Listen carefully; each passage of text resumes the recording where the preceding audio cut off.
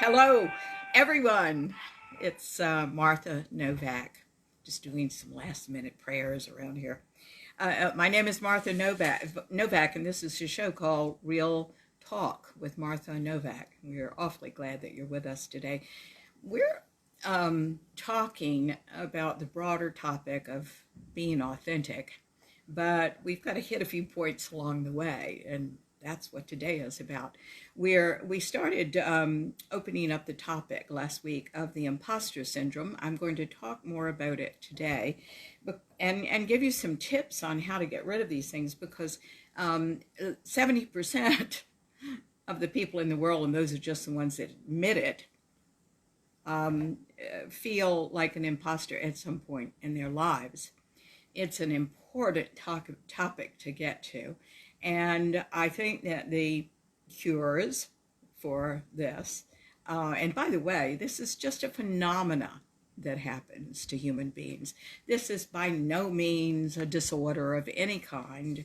It's a normal process, but it is also a normal process of how to get over it. We're not supposed to have this our entire lives, right? So it's certainly when we have a perception of ourselves that's not in line with reality, that certainly becomes a problem when we're trying to be real and we're trying to be authentic people.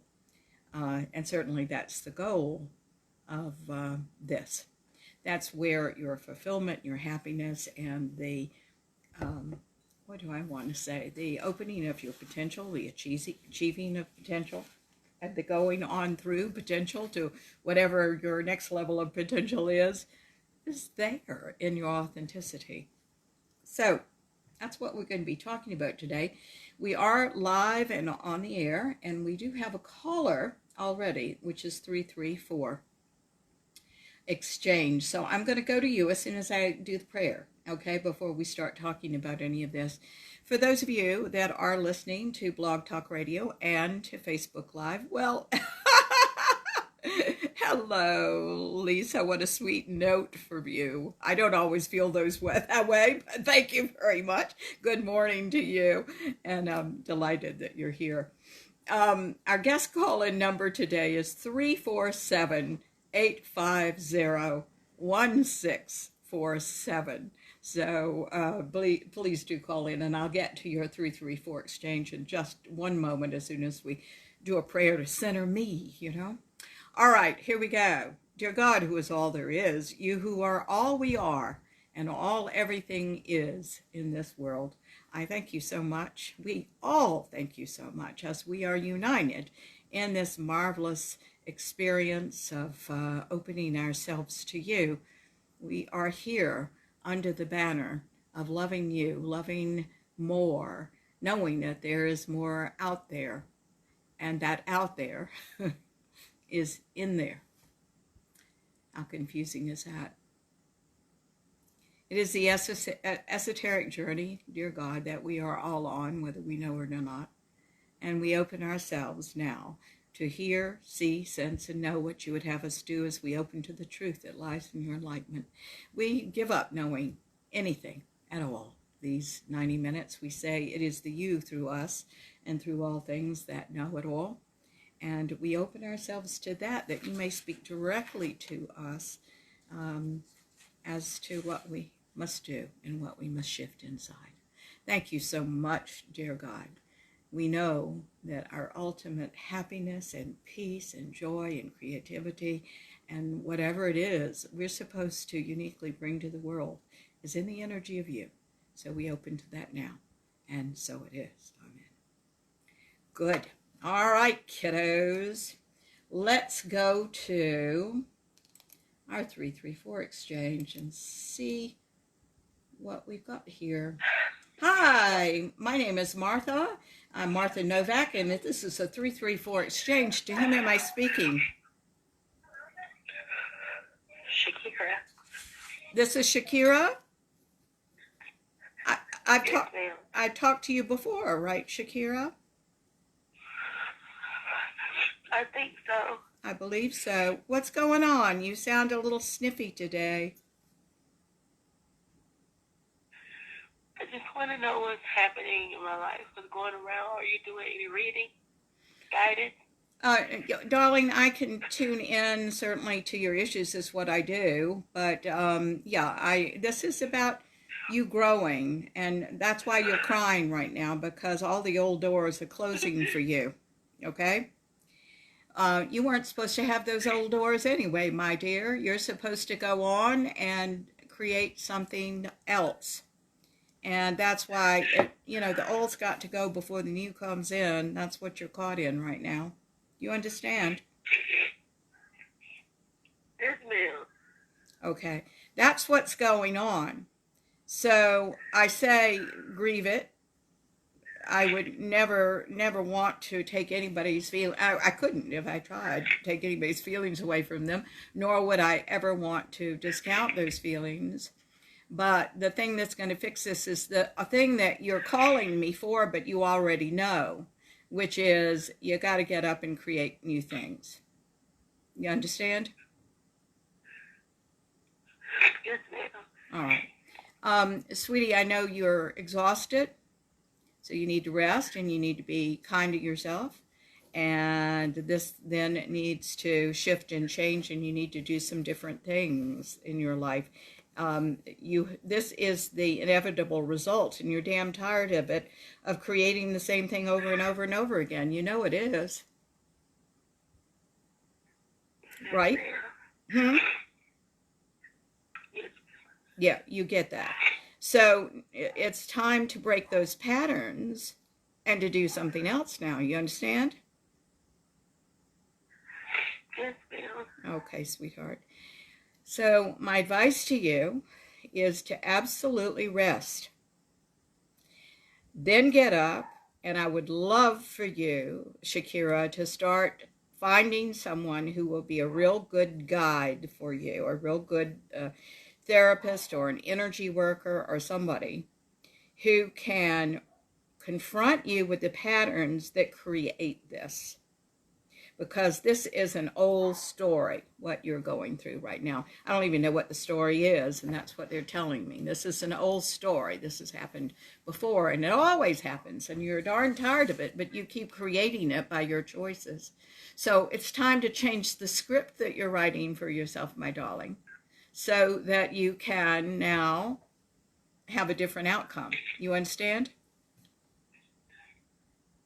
Yes, ma'am. And you're going to do that, but rest, and then find somebody that you can put your trust in. You don't have to live with this person forever, okay? I think it's a mistake when we align with the person instead of the message. I've said that all along. It's really important to align with the message instead of the person, and that you find somebody, not ultimately, but that you find somebody for right now to help you, and then you find somebody a little later on when you have grown past that person, if indeed you do. Therapists also have their limitations. So I need for you to keep going. And I think that's why you call a show like this. I remember you quite well. And sweetie, you've got to break some of these things. They're little girl thoughts and feelings that you are constantly caught up in. And that's what's creating the thing that happens to you over and over again, the lack of love, the whatever. And we've just got to make sure you do something different next time. That's all, okay? You remember, our egoic child's mind only wants us to repeat things. It doesn't care if we're happy. It just is glad you're alive, right? It's charged with keeping you alive, making sense of your world according to old appearances. But it's time to do something different now. You're much smarter than that. Time to claim that. Okay, sweetie? So you didn't need me at all. You already knew all this stuff. I guarantee you. Just don't know what to do. Well, yes, I've given you, yeah, Shakira, I've given you what to do. I want you to rest, number one. Number two, I want you to start asking around and finding, say, a really good energy psychologist or something like that. And I want them to be someone who can really listen to your story, but help you get through these old patterns and show you they're destructive. And then we change the energy, and then your behavior changes. Okay? You understand? That's the path that I think you're supposed to be on. Okay. But rest is first. Morning is first. Just don't stay in it too long. You know, Shakira, something funny happened to my husband and me when we first got married, right? We got mad at each other for something or other. I don't even remember what it was now. That shows you how terribly important it was, right? But we were mad about something. And it was real cute because I got over it first. It was no big deal, right? So I went down to his office and I said, sweetheart, I'm going down to cook dinner now. When you are finished being mad, come on down and have some dinner with me. And he was real cute. He looked at his watch, and this was very serious. He looked at his watch and he said, I need 20 more minutes to be really angry. And I said, great. Take them. And then 20 minutes later, he came down and we had dinner and we talked about it and it was over, But, darling, you need to give yourself whatever that time is, 20 minutes, several hours, 2 days, whatever it is. Just don't stay in it too long. People live their lives there. What's the point? When I'm telling you that the problem here is you need to change the script. There are some patterns that you're doing over and over again that even with you knowing you're doing them over and over again and being damn tired of it, you're still going to repeat unless somebody doesn't interrupt with the cycle that you create each time. So somebody's got to help you with that. Okay, sweetheart? Somebody's got to help you with that. So that's what I want to suggest to you. You can call any of my people if you go to my website, marthanovak.com, and go under Healer Facilitators. You will see several people listed, and they are people that I've trained that I think very highly of, but there may be people in your area. My people work remotely all over the world. We can tune into you wherever you are. But it may be that you want to meet someone. I love that. Lisa just wrote in, darling, she's listening today to us talk, Shakira, and she said, my mother-in-law, who passed away a few years ago, told us to grieve for her, but don't make a living out of it. I love that. So that's a wonderful thing to say. I say the same thing to you. Thank you, Lisa, for writing in. That's so cute. Certainly grieve, Shakira, but don't make a living out of it. We got to get going. All right. We got to create something different for you. And you certainly are capable of doing that. But we all, to create something different, believe it or not, we need some help to do so, because the ego child's mind is trying to just keep you doing the same things again. It doesn't know there's a highest self. The highest self of you, this larger mind of you, the person that calls into this line and talks to me does know there's something more. So you've got to find someone that can help guide you into that higher mind so that you can see the things that you're doing that are sabotaging you, okay? I'm an energy worker. My team, they're all energy workers. Many people are out there that are energy workers. That means it isn't about distance for us. It isn't about where you are and where I am. If I ask on the radio, where are you? But I already have your energy because I've talked to you before. Oftentimes I just want to know the area of the country so I can tune in and make sure I've got you, right? But really it doesn't matter. Because once we have your energy, we can help you and where you are energetically, not the physical location, but the emotional location. And that's what we do. Okay. We try to challenge and listen to your patterns and understand what you're doing to sabotage yourself. And darling, this is just a result of you sabotaging yourself still yet again. You're vulnerable to that. So let's fix it. Okay? All right. Darling, I wish you all the best. And you keep listening to this show too, because I think that we'll be talking today about the imposter syndrome, and there's a little, that's a version of self-sabotage. It really is. Okay? Okay? Okay. And Shakira, you're going to be all right, but you're going to have to be sad, go on and get over it, and let's go on and make some... Can I just tell you a little bit? Well, you can tell me anything you want, dear. What would you like to tell me? Okay. My kid's dad, he abandoned my children. Even when we were together over 4 years ago, we were together 17 years. He was abusive to me. Mm-hmm. And while I was pregnant, and I never got him in trouble for it. Mm-hmm. So now that I spared him, he can make contact with me through my kids. And it's just like, why won't he just go away? Mm-hmm. And now he's saying that he wanted to try to be there for him after abandoning him for several years. Mm-hmm. And then I just don't know how to deal with and cope with if Mm-hmm. he's playing with them. You know what I mean? Is he going to do this continuously, or is he just doing this to get under my skin like he's always done? Mm-hmm.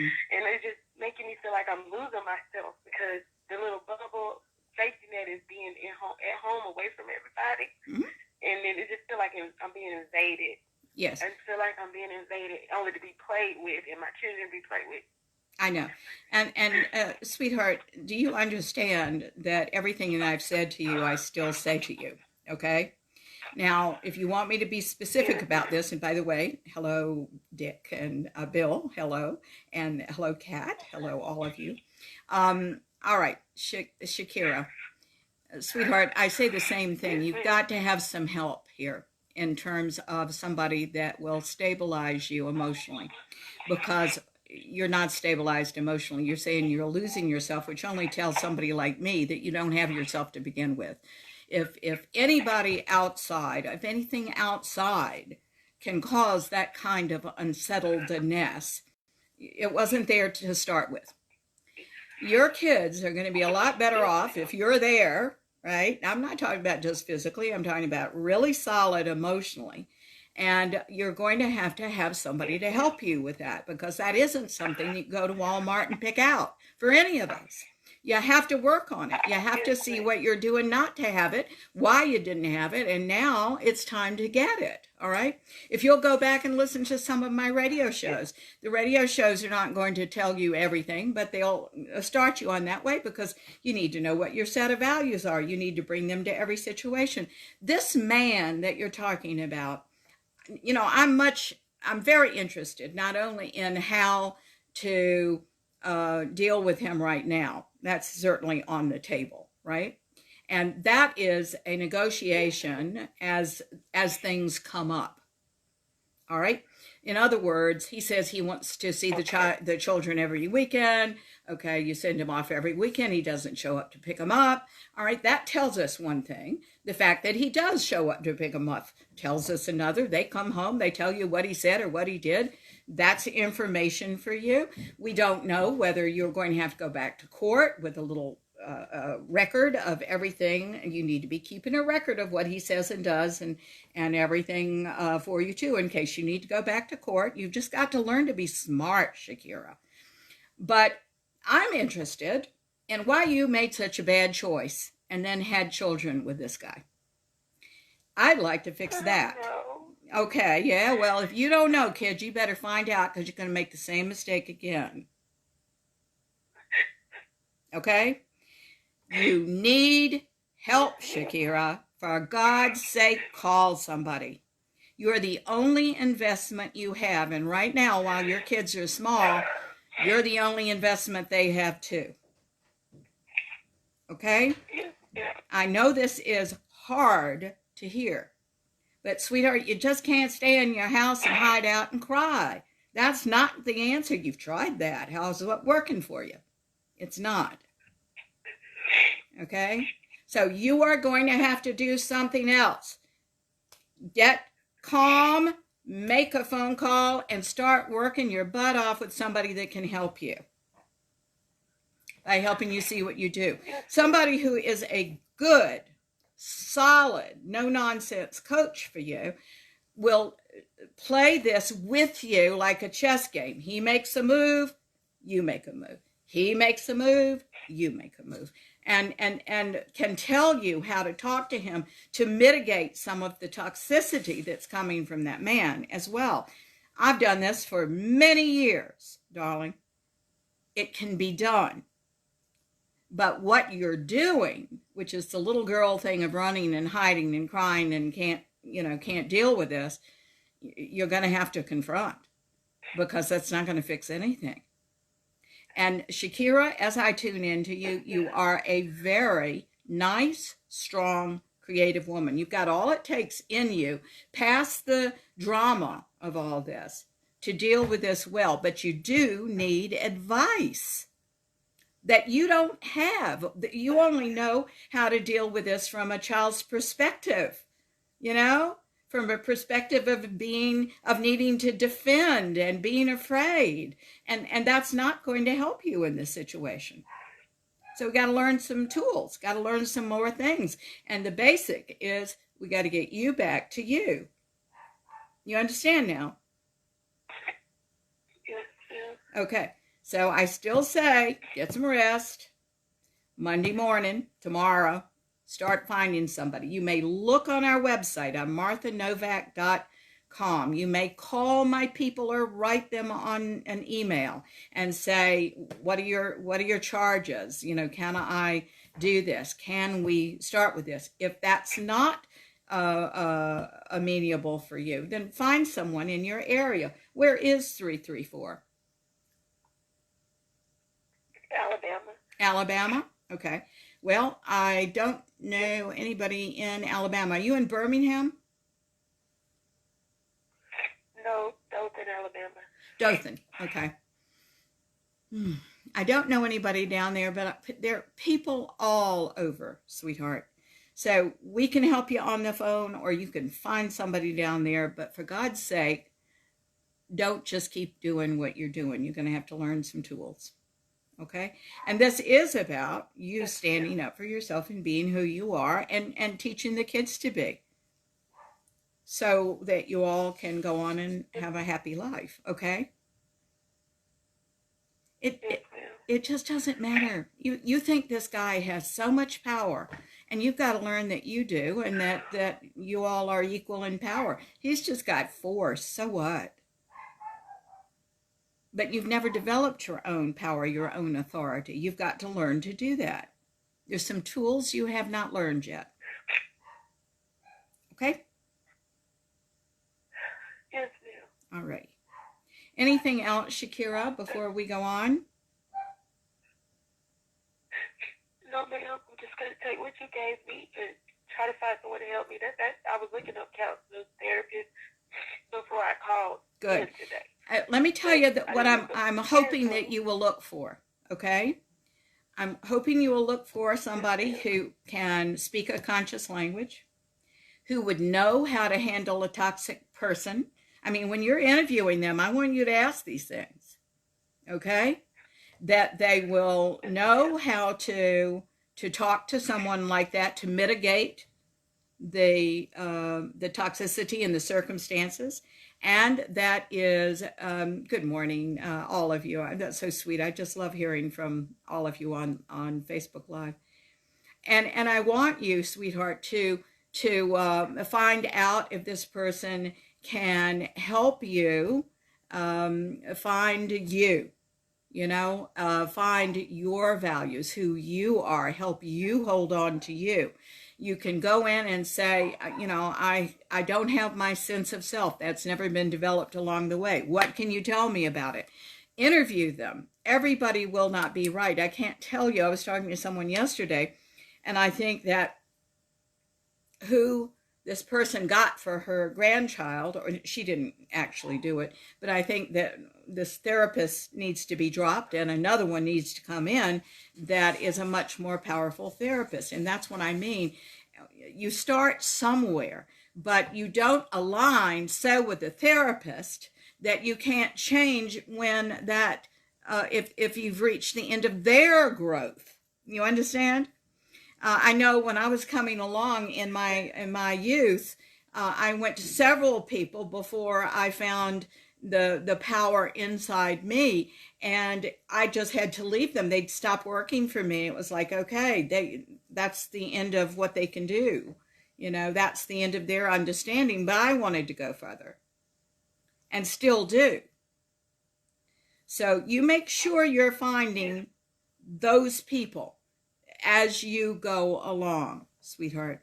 And there's no reason in the world to have no hope here, because you're going to have plenty. There's nothing that he's going to do to you that you can't anticipate once you see his pattern.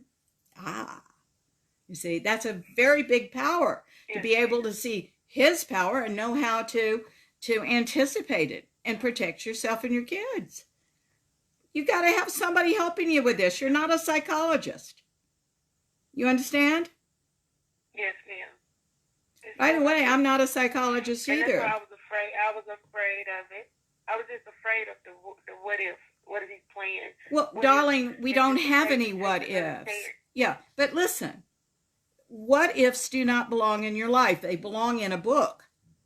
That's one of Stephen King's devices. What if a monster, dressed as a clown came along and killed people? That's a what if. Hi, Mark. But, sweetie, you stay out of those what ifs. This is a chess game. You can't anticipate what somebody's going to do until they move. And you got to have somebody helping you do that. All right? Now, all psychology, all behavior is energy. I don't know whether you'll find an energy worker, but an energy worker I would feel real comfortable with you have if he is a real good kick-ass energy worker. Okay? But you find somebody that can help you through this, and just start somewhere, because you've got to have some help. Okay? Yes, ma'am. And what I want you to know from this conversation is this doesn't really have to do with him. It has to do with you and your growth. That's the only thing on the table right now. So get your mind on what it needs to be on right now, and let's get going, okay? Yes, ma'am. You don't have to call me a ma'am. I'm just a Martha, okay? Take care, Shakira. You're a darling person, and I wish you all the best. But for God's sake, get going, okay? Yes. Do something for yourself. Thank you so much. Call tomorrow. Okay? Okay. Thank you for calling in, sweetheart. Let me know how you're doing. Okay. Okay. All right. Bye-bye. Okay. So our guest calling number is 347-850-1647. That's 347-850-1647. It would help if I put on my glasses. I'm having a little entertainment out here on the porch. I face a porch. And I am having a squirrel, the squirrel dance that's going on in my porch. If you see me looking out there, that's what I'm doing. Okay. In my work, you have to know the breakdown of things so you can do an interrupt. For example, if you have a cycle that you do over and over and over again, like we were talking about with Shakira, if there is a cycle that you do over and over and over again, we need to know all the pieces of it. If you're doing the cycle, you need to know the pieces of it yourself. So at some point, you can go, oh, here's what I'm doing. And you can stop the cycle and do something else. You can interrupt it and do something else.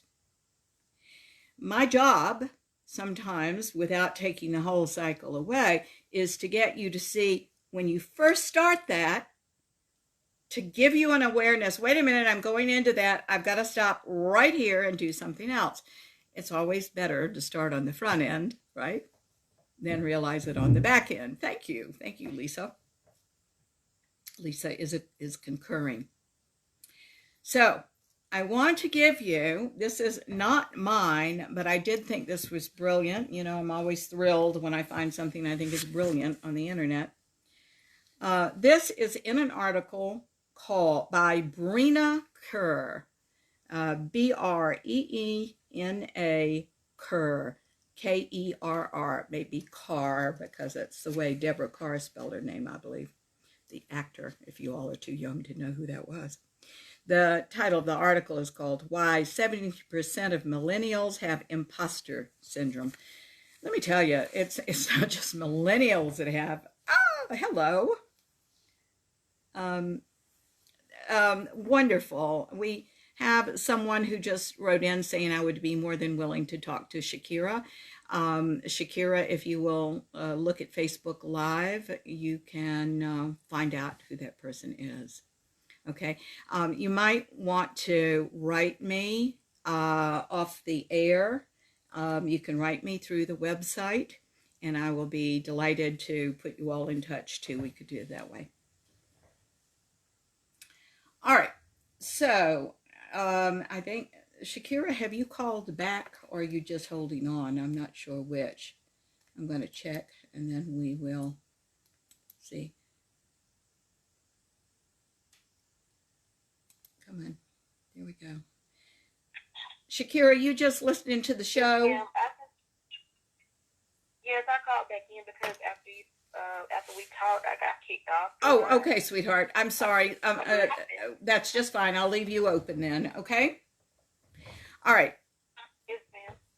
Now, so I want to talk with you in terms of the imposter. There's something called an imposter cycle. An imposter cycle. And I think this is real important to talk about. You can find it on the site. Again, the name of the article is Why 70% of Millennials Have an Imposter Syndrome. But I want to talk to you about it right now. I want to take you through it because it's extremely important. Of all the things I'm going to tell you right now, it's extremely important to know the cycle and all the elements of it so you can catch yourself.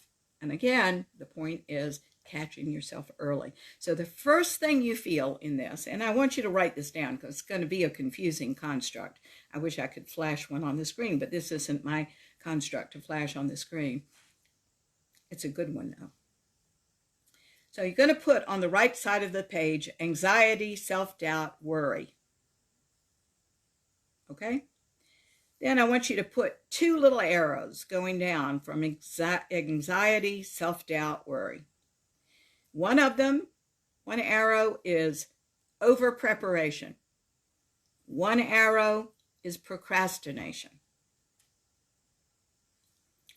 Put two arrows coming off one arrow coming off over preparation, one arrow coming off procrastination. It goes to feeling of relief. Whatever path you take, a feeling of relief. Interesting thing is with the imposter syndrome, you don't have much of a feeling of relief. You're not going to let yourself stay there very long, right? Okay. Out of that comes that you ignore or push away. Okay, so that's after that.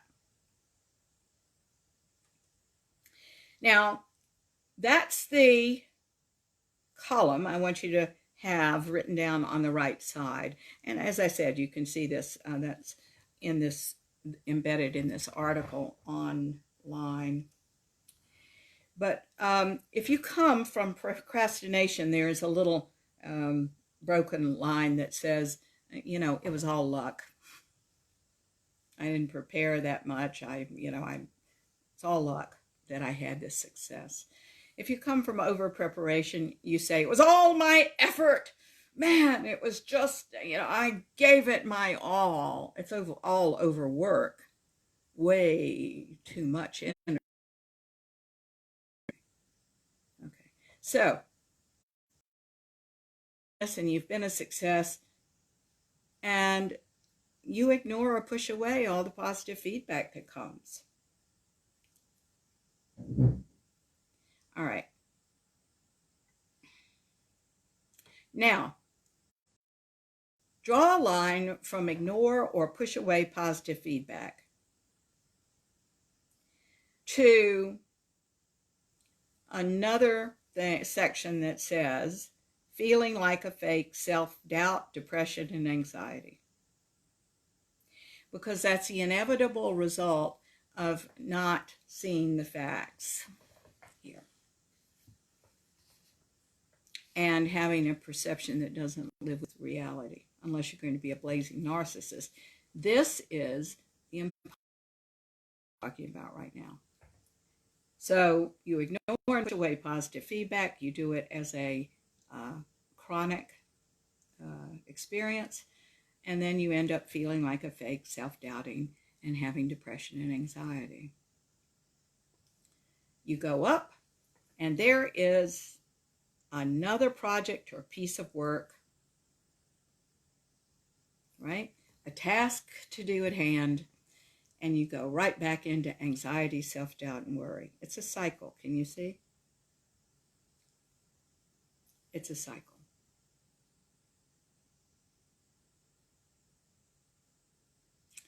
There are a lot of interrupts we can do on this cycle. Today, I'm going to give suggestions that I think are very important. You can find other suggestions on the internet. And one of the things that I think is extremely important is to ask some questions here. And by the way, guys, I'm going to say this to every single one of you. If you think you're going to change without giving this any energy and attention, it's not going to happen. Not going to happen. Whenever you go from chaos to order, Shakira, I'll say this to you too, it takes energy. It takes change. It takes a burst of energy from you that you must sustain to learn something new, to do something new. It's just the way life is. And it's part of your emotional maturity to do that. So I'm going to give you some questions right now that I will say, I think this is a very important article, another article called 5 Powerful Coaching Questions to Imposter Syndrome. This is by Dan Beverly. Dan Beverly. 5 Coaching Questions to Beat Imposter Syndrome. I thought these questions were great. But I'm going to go past where I think most people stop. I'm going to ask you to do something more. All right, here we go. So the first question is, and you should write this down because you're not going to be able to do this exercise on the radio. You are going to have to really think about this, but this is these exercises are very important. First question, which of your successes are you not taking ownership of? Now, you're going to have some ideas that come to you immediately. You're going to have some ideas that are not going to come to you at all. And I want you to dig for those. There's a marvelous story about David Bohm. Do you all know who he is? He's a physicist, a very important physicist in terms of quantum theory. And I believe if I'm attributing this to him incorrectly, I apologize to Dr. Bohm, but I don't think I am. He said, who killed Abraham Lincoln? What killed Abraham Lincoln? You could say John Wilkes Booth. You could say his politics. You could say his friends. You could say that influenced him. You could say anything like that. But how about the person that made the gun originally, eons ago? How about the hand with the opposable thumb that was formed? How about everything? How about everything in life that could have contributed? I think it's really important when you're talking about the successes you are not taking ownership of. I think it's real important to look at your whole life and see what you have brought to the moment of your success that you have learned along the way. You understand? So this is more, I'm not taking ownership of doing a great job in my business speech the other day. No, no. What happened to you when you were 5 and got up in front of people, for the first time in your life? What happened to you and language along the way? What happened to, let's thank the people and the experiences and these little elements that are you, that formed you along the way. That's what I think makes this a very successful answer to this question. Which of your successes are you not taking ownership of? All right. Second question, according to Dr. Beverly, which of your beliefs about success are holding you back? Which are your beliefs about success are holding you back? Now, I'm not looking for just your beliefs about success. I'm looking for your dads. I'm looking for your moms. I'm looking for your influences. Right?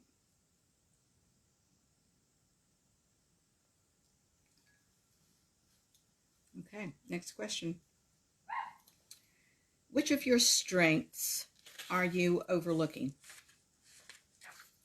I want to say strengths, and we're going to talk about this a little later in the show or next week.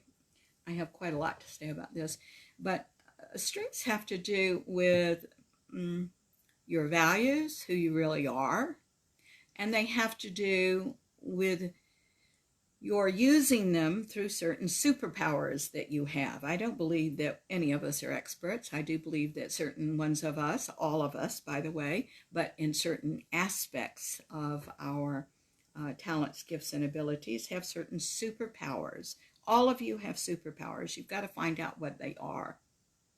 I've got a system whereby you can find out what they are. I talked a little bit about it last week. But I think that that's real important for you to find your strengths. You don't know what to exploit until you know what your superpowers are. And believe you me, you've got them. You've just never thought of them that way before. Do other people have them too? Yes, other people have other superpowers, and some people have the same superpowers you do. But nobody has your voice. And nobody has the way you have put together the world and how you see things. Nobody has put together the thing I started you with. It was, what are you made of? What are all these successes made of? Break down the elements. That's your unique combination of things if you go far enough. Right? Okay. Number 4, Dr. Beverly says, I guess he said Dr. Beverly, who are you talking to about this? The fact is, I think you ought to have somebody who you can really trust. Interesting thing is, often we choose friends that are not real trustworthy. We choose friends sometimes that are just like us, and if we haven't grown in our emotional maturity, they haven't either. And I do think it's important to have a counselor. I do think it's important to have a business coach or a mentor. I do indeed think that's important until you become one yourself. So, I have often said that years ago, I started my advanced healing course 20 years ago. And who's in that class is still in that class, right? Because there's always more to learn. You go down and down and down. It's the most fascinating thing you've ever seen in your life. the way we're wired, the way the world works, the way energy works, which turns out to be behavior, by the way. But one of the lovely things about this group is they know everything there is to know about each other. There are no secrets in that class. And everybody is supportive, and everybody really wants, and it's interesting because as soon as an issue comes up, we all talk about it. We all talk about how to get through it. It's the most amazing thing. And so there's nothing to hide anymore. There's nothing to be an imposter about. You see? So I urge you to create a small group of trusted friends. And some people, and I think it's very smart, are making a study group around this work. You don't have to have everybody to your home either, do you? In this day and age, everybody can be on Skype or on any of those services that are out there. So I think it's a great thing. I think it's important for you to have people that you can talk to honestly about things. There's something about saying your secrets out loud that do help you get to authenticity. It's true. Now, did everybody come into my class and immediately were they all that way immediately? Absolutely not. But over time, let me tell you, they have been the bravest people I know. They just say anything, and we all deal with it, you know. And number 5, according to Dr. Beverly, when you beat the imposter syndrome, what will you be losing? Now, you know, the interesting thing is, certainly when I had this years ago, because we all have this, when I felt this years ago, I was still immature. I still had, I think I had narcissism replacing the true sense of self. And it helped me be very ambitious. It's interesting, when I lost a lot of that, what happened was that I was still excited about my work, but not in the old ambitious, let's get attention on me way anymore. Do you understand? It didn't become about me anymore. It became about creating something that I could give someone else and hopefully make their lives better. I'm not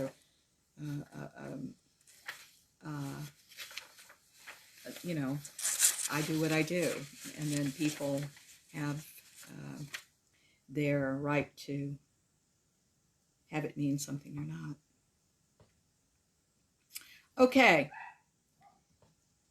He goes on to say at the end of this article that you have to have self-awareness and self-acceptance. You keep in mind, the ego child's mind doesn't want you to be self-aware, and it certainly doesn't want you to self-accept, because it's disguising that, because to the ego child's mind, you know, everything needs to be protected. The ego child's mind is not a bad self. It is the undeveloped, emotionally mature, undeveloped brain, undeveloped mind that is certainly going to then develop into something you can use and beautifully and give the world in your fulfillment as you mature.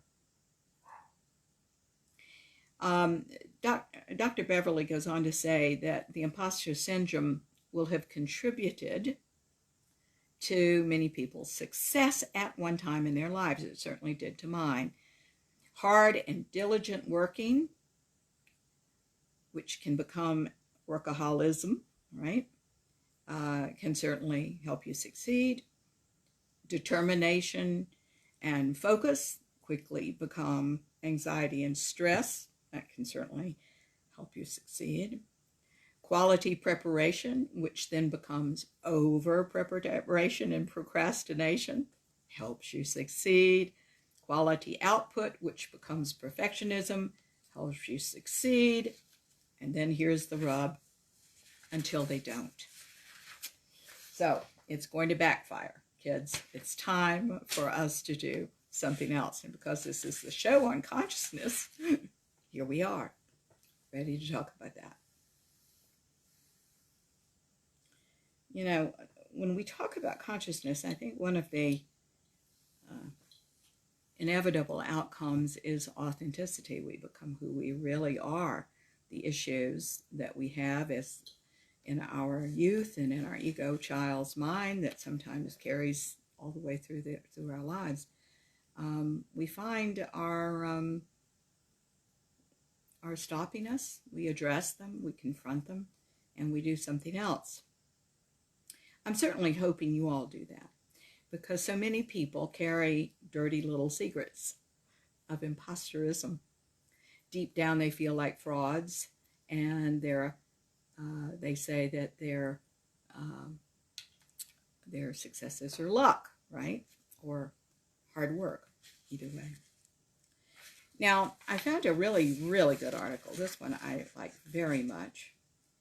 The 5 Types of Imposter Syndrome and How to Beat Them. This is by someone named Melody Wilding. And I really do think this is a marvelous article. I'm going to quote some of that, and then we'll launch off like we always do. Certainly, she describes imposter syndrome is a belief that you're inadequate and incompetent and a failure. Talk about being harsh to yourself.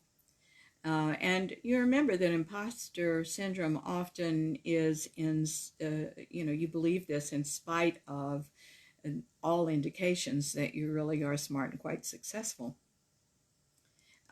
She's real cute. She goes on and says, in short, it's a hot mess of harmfulness. I like that. It's a hot mess of harmfulness. Well, there it is. There you go. It can take various forms depending on a person's background, personality, and circumstances. And she goes on to quote Dr. Valerie Young, who's apparently quite the researcher on this subject. And this is what I want to talk with you about. Dr. Young has characterized 5 subgroups of the imposter syndrome I think we ought to know about and we ought to talk about. And we will have a discussion of our superpowers in this talk. So I'm going to give you 5 subgroups. Now, the interesting thing to me about these subgroups is you can be all 5 of them, you can be 3 of them, you can be 2 of them. The interesting thing to me is the more the imposter syndrome is entrenched in your psyche, the more of these you're going to use, the more subtypes you're going to have, right? Okay, so let me give you the subtypes, and then we're going to talk about these subtypes as well, okay? Here they are. Number 1, the perfectionist. Number 2, the Superman or Superwoman. Keep in mind that the imposter syndrome is not gender related, okay? A lot of studies have been done on various factions of society concerning the imposter syndrome, but the fact is, everybody's got it from time to time, okay? Number 3, the natural genius. Natural is an important word in that. The natural genius. Number 4, the soloist. And number 5, the expert. So she has found these competence types. Those are the competence types. All right. Let's talk about the perfectionist. The perfectionism and the imposter syndrome often go hand in hand, is her opinion. Perfectionists set excessive goals for themselves, and when they fail to reach the goal, they experience major self-doubt and worry about measuring up. Whether they realize it or not, this group can be control freaks, feeling like if they want done something right, they've got to do it themselves. So, before I explain any of these, there are several things I want to put on the table. One is when you get a criticism about how you do things, two things could be happening. Number one, it could be true, particularly if you hear it through the years and from different sources. I'd probably look at that and see whether that is true about you and do something about it, by the way. But there's another one, and that is the word projection. Once in a while, you'll get a criticism, like from a spouse or from a friend or something, and it will be a projection of how they see the world and who they think they are. Okay?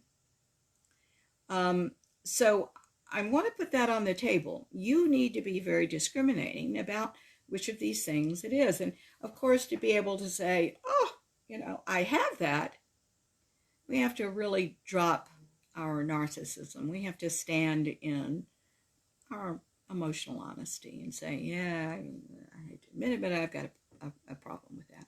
One day you won't hate to admit it so much. It's so cute. I've seen that experience in my class where they say, oh God, I hate to admit this.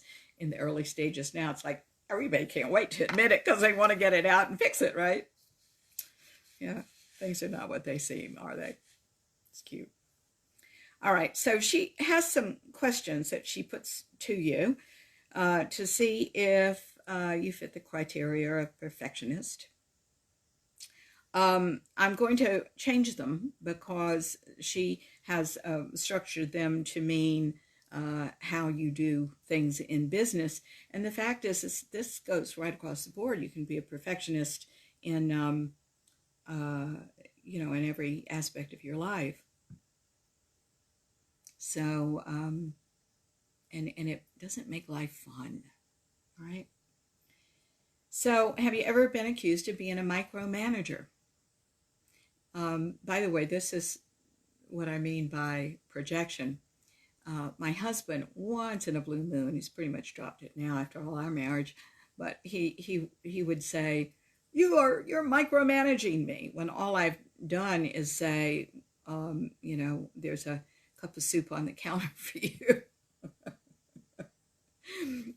To me, I'm just caring about him and telling him his cup on the counter because the first time I told him, he ignored me, right? He didn't say thanks or anything. So I don't know whether he knows that cup is on the counter or not.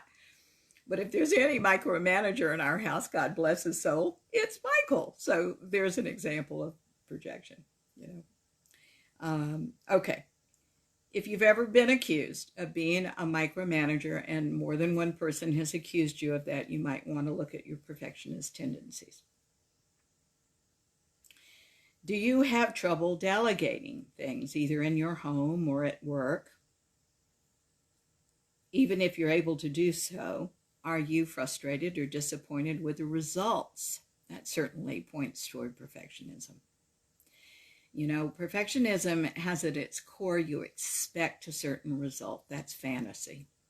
You understand? The whole thing's fantasy. Because people have a right to do it their way, don't they? Yeah. When you miss the mark, and it's usually, this person says, insanely high,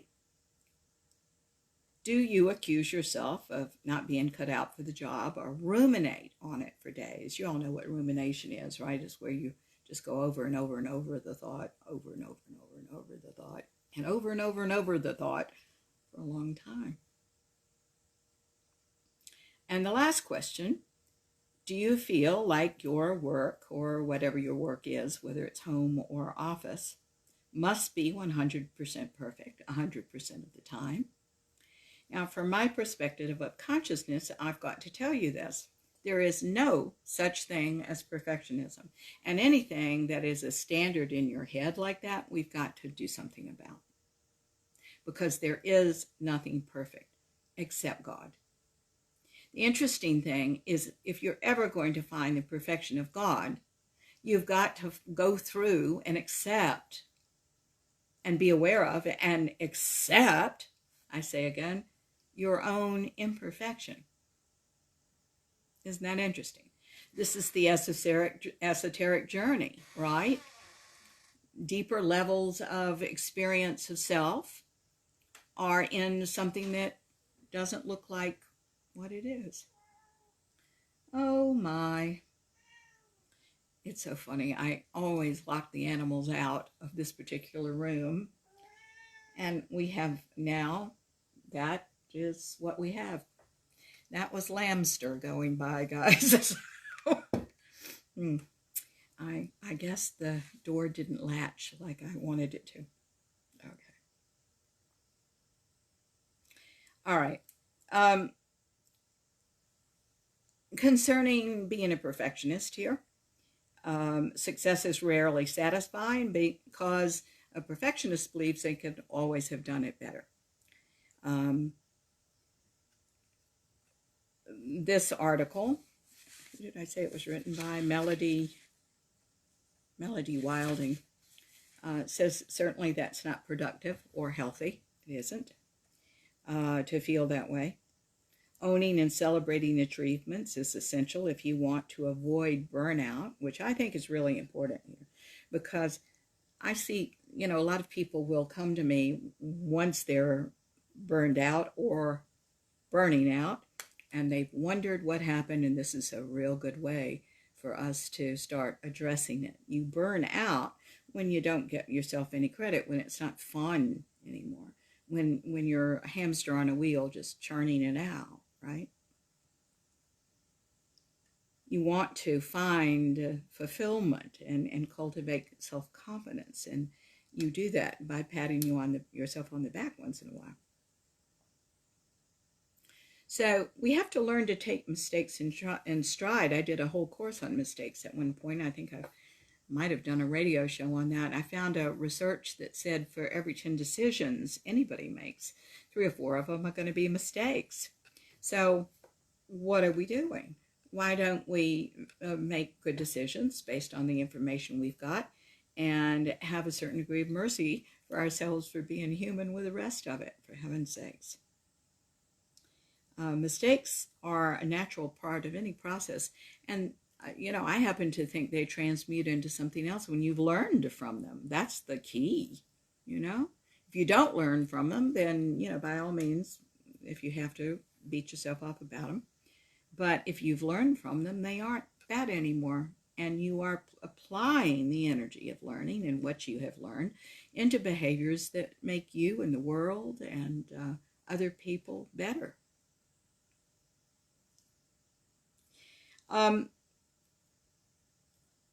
It is her recommendation for you to push yourself to act before you're ready.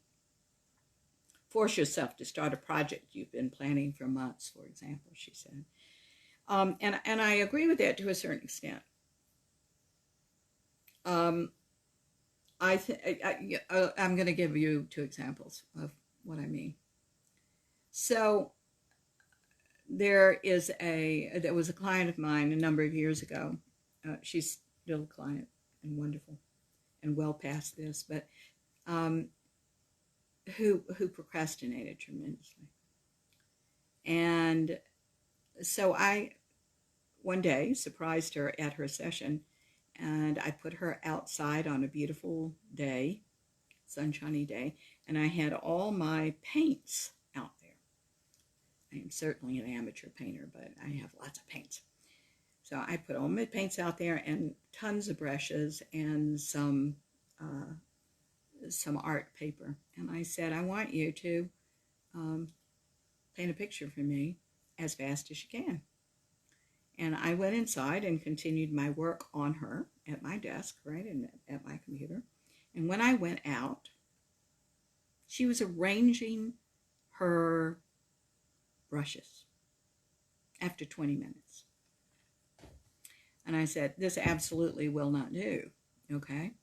So I'll be out in 5 minutes, and I want to see a painting. You are not allowed to rearrange your brushes. You're not allowed to rearrange your paints. You're not allowed to think of anything. You need to just start.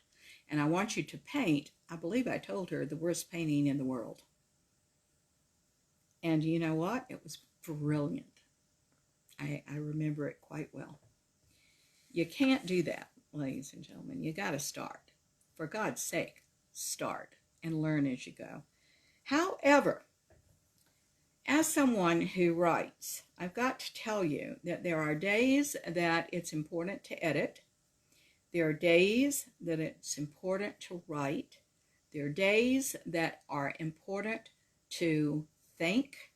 And there are days that are important to do nothing and try to get your mind off things. The key is knowing yourself well enough to know which day it is, okay? And I can get up in the morning and go, I'm going to write today. And then I get there at 10 o'clock in the morning or 8 o'clock in the morning, and man, I don't feel like it. It's going to be an editing day instead. You've got to be able to shift, right? Now, the problem comes when you're using that as an excuse, and I don't. I will not use it as an excuse, because one of the most fulfilling things I do is write. I just have more fun doing that. I want to write, but sometimes I don't feel like that I'm going to do my best on that day, so I switch to something else that is like that. I'm still working on writing, whether I'm thinking. I'm still working on writing, whether I'm sitting there while watching television. Why do you think I'm a good dialogue writer? I'm a good dialogue writer. It's because I am constantly reading. I'm constantly watching television. I'm constantly going to the films. I'm constantly doing something in my field. You understand? So you've got to be, number one, honest and know yourself really well. And then you have to do what you have to do. You get it now, I think. Hope so. All right, let's go to the Superman and Superwoman competency. These people are convinced they're phonies among big deal colleagues or, by the way, family. And they often push themselves to work harder and harder to measure up. This is just a false cover-up for their insecurities, however. And the work overload may harm not only their mental health, but also their relationship with others. I can tell you a good story about this. Years and years ago, a client came to me. She's still a client. She's one of the most wonderful people now. And she doesn't have this anymore. Thank God, right? And I would hear that on holidays, it was hell at her house. She would insist on everything being her way. She would insist on cooking everything perfectly and doing it all herself. She would insist on absolute cleanliness in her house. She would insist on certain things that she bought for tradition every single solitary year, and she had to find them. Lisa keeps giving me, she's saying, whoa, wow, and now wow again. That's so cute. Anyway, I'd love to know what you're talking about, Lisa, so let me know. Anyway, she would make everybody crazy. Now, her family became my clients too. And what was so fun about this is they would say, I can't be anywhere near her. This is just horrible. She was so tired then, by the time the actual holiday rolled around, that she had been on the outs with everybody. She had yelled at everybody. Everybody was mad at each other. She'd been unkind. She was exhausted. What do you think her family wanted? Did they want all that perfection? Oh, well, that's wonderful, Lisa. Thank you. She's saying all of it means something to her. Thank you. Thank you, sweetheart. They didn't want all that. She was the one that was doing that. She was the one that was determined to be Superwoman.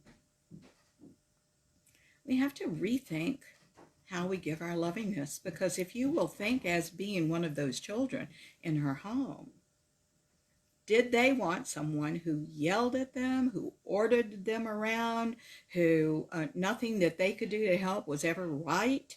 Did they want all that misery when she separated everybody from everybody else because she was having a fit, complaining constantly? Did they want that? What would you want in a situation like that? You'd want a loving, sweet mom. You'd want everybody to get along. You'd want something for dinner. It doesn't have to be perfect, right? A series of perfect things. No. You just want to have a happy, joyous, wonderful time that you could hold in your heart. So it becomes very important for you to confront Superman and Superwoman. Now, this is not you confront them, because they're in a fantasy. Guys, if you challenge, so let me tell you about, so hearing all this, I challenged her fantasy. Now, that's my job.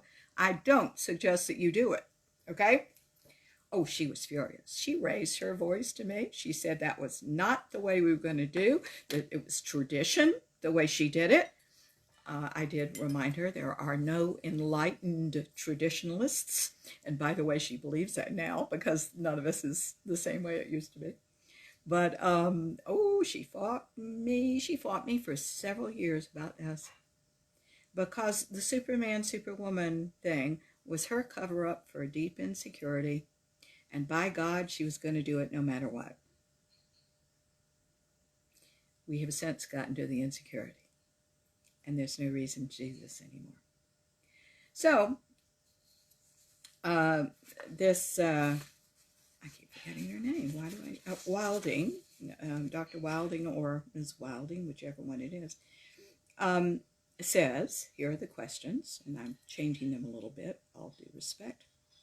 Do you work harder in whatever you do, stay later than the rest of your team or your family, even past the point that you've completed the necessary work and are exhausted, by the way? I'll put that in. Second question, do you get stressed when you're not working and you find downtime wasteful? I remember this particular woman that was Superwoman had a definite black and white mentality around waste. You could not waste your clothes. You could not waste your food. You could not waste your time. And really, this wasn't about other people. This was about herself, right? And she called everything a waste. Well, that's just a waste. Think about that. Well, that's just a waste to do this and that.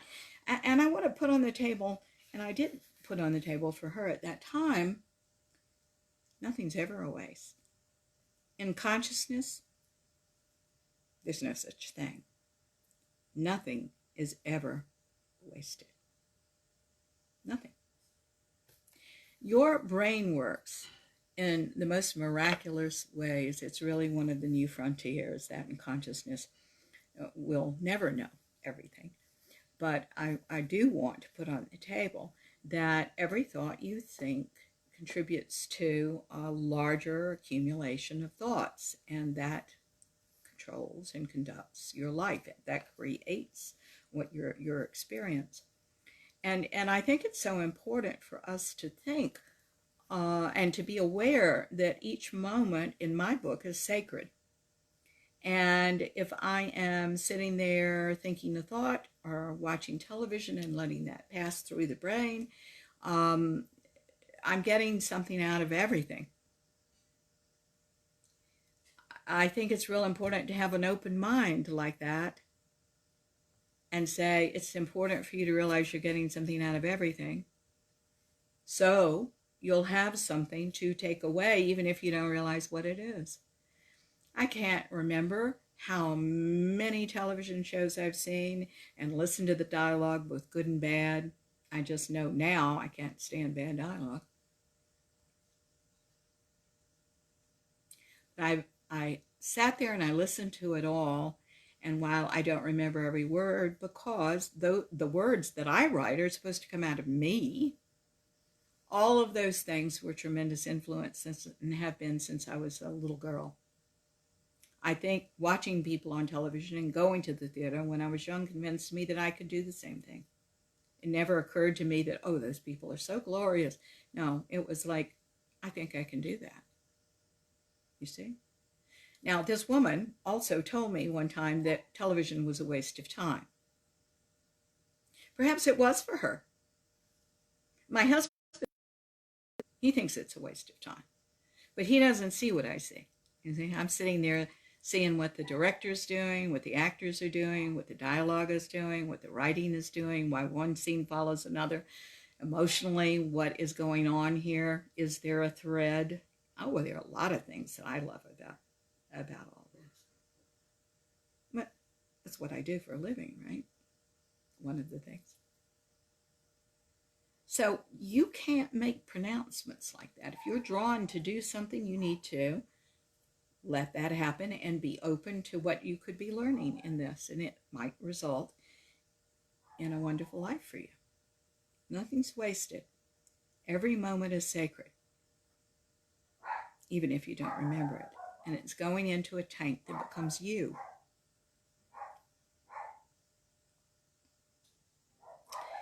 Have you, her next question is, have you let your hobbies, passions, and gifts fall by the wayside?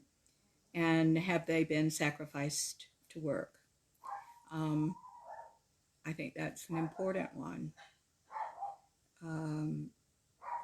I go back to my Superwoman client friend who sacrificed her family to this, sacrificed extending love to them in all sorts of ways. She only saw one way to do it, and that was to make everything perfect. Not even what they wanted.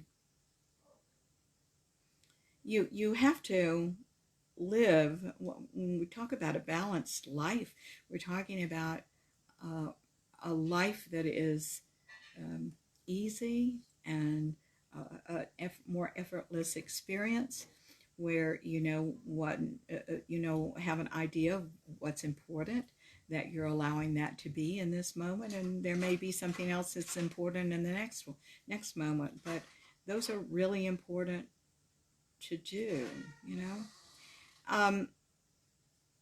I try to never let things fall by the wayside.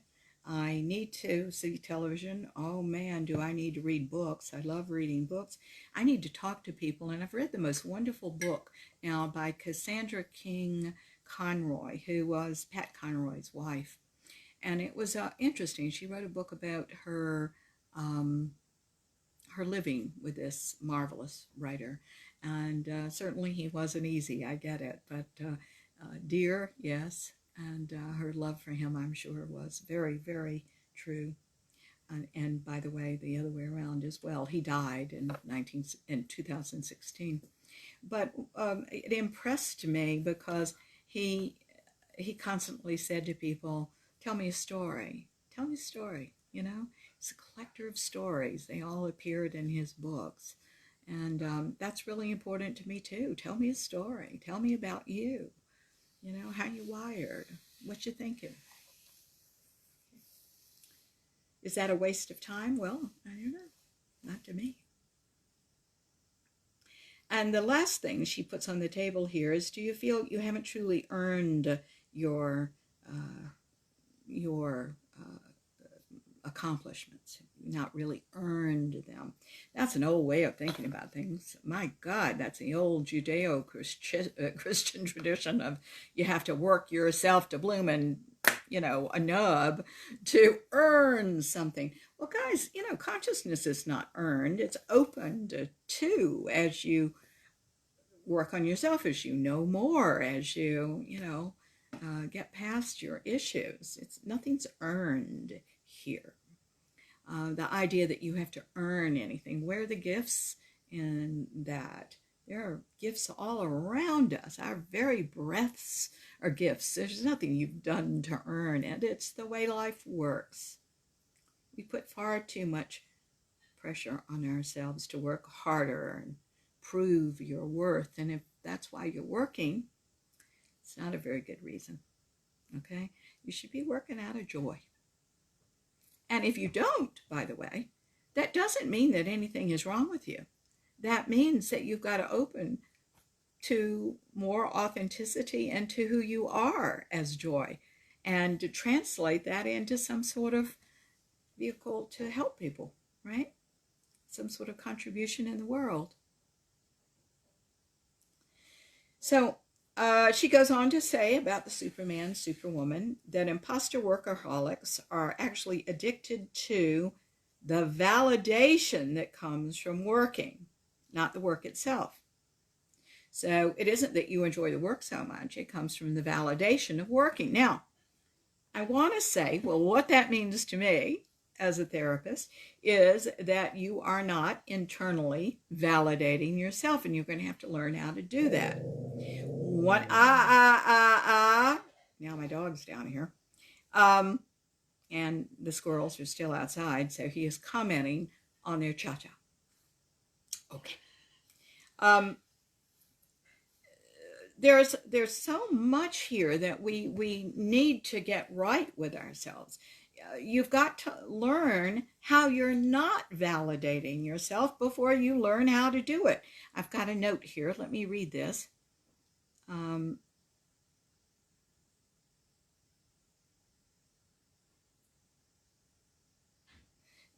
Thank you so much, Lisa, for saying that to me. That's quite beautiful.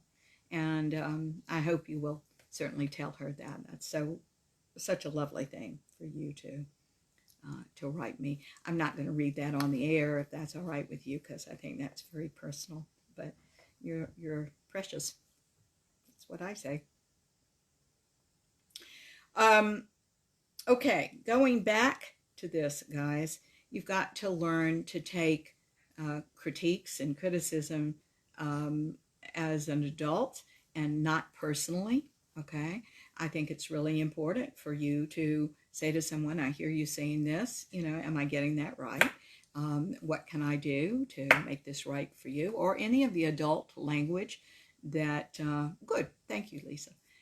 Any of the adult language we must use in situations like this. But I think that everybody in the world needs to learn how to internally validate themselves. But first you've got to learn what you're doing that is invalidating, like being Superman and Superwoman, right? Okay. As you become more attuned to internal validation and are able to nurture your inner confidence, that tells you you are competent and skilled now, you're able to ease off the gas gauge about how much work is reasonable. You'll be able to pace yourself a little more, right? I'm looking at my time. I've got 3 more of these to do. We are not going to even get through one of them. So we have about 6 minutes left to go in the show. I think I'll just start into talking about the first one, but probably not complete it. How's that? And we'll finish this next week, talking about the Imposter Syndrome and what to do about it, okay? So number 3 is the natural genius. Ms. Wilding, or Dr. Wilding, says, she's quoting actually the researcher Valerie Young, who says that people with this competence type believes they need to be a natural genius. As such, thank you, Lisa. You would be awfully tired of Martha Novak if she went all day long, I'll tell you that. But thank you, that was very sweet of you to say.